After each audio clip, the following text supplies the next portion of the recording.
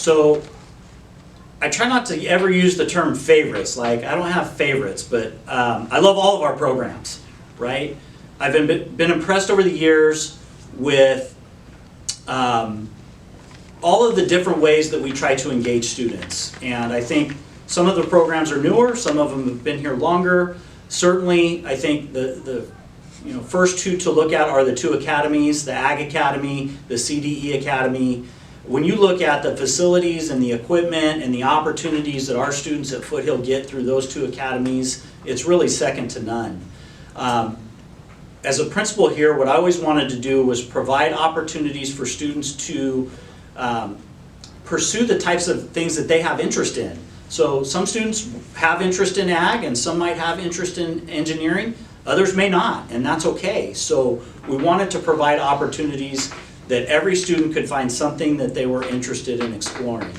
We have a rich history here at Foothill High School with our visual and performing arts programs. Peg Polly was a longtime drama teacher here, started the Shakespeare Festival. That program has flourished for decades. We've got great teachers here now. I think about John Barker and what he's doing with the band program is impressive. David Ortiz, certainly with choir, and Corky Blaine coming in the arts world and expanding into graphic arts, visual and performing arts department chair, phenomenal. So, you got great programs. Historically, what students today might not know is that for many years, Foothill had an IB program, International Baccalaureate, similar to what we now think of as our AP program, but a highly successful program. There were years when we had an AVID program that was also great for students.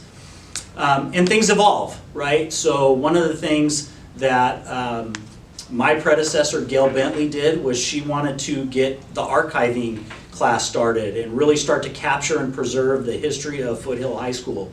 And I think Gail Bentley had great vision to do that. And now we see a very successful program. These interviews are a result of that program and the work that Mr. Carlotti has done to build this up. Great vision on the part of Mrs. Bentley to get that started.